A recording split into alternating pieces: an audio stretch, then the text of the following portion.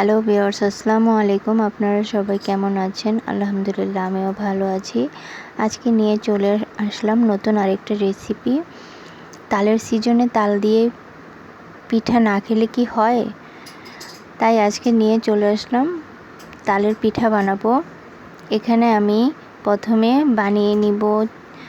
তালটা জাল দিয়ে নিয়েছি, তার মধ্যে গুড় দিয়েছি, গুড় আর নারিকেল কোড়া দিয়ে আমি ভালো করে জাল করে নিয়েছি। ঠান্ডা হওয়ার পর এখানে চালের গুঁড়া দিয়ে দিয়েছি 2 চামচ, আর দিয়েছি আটা সমপরিমাণ 2 চামচ। তার সাথে দিয়ে দিব একটুখানি কালো জিরা আর জিরা। এই দুটো একসাথে ভালো করে মিক্স করে নিব। মিক্স করে 10-15 মিনিট রেস্টে রেখে দিব। তারপর চলে যাব আমরা ভাজার জন্য। এখানে আমি তেল কড়াইতে গরম করে নিয়েছি, তার মধ্যে অল্প অল্প ছোট ছোট লেচি কেটে আমি তালের বড়াগুলো দিয়ে দিলাম।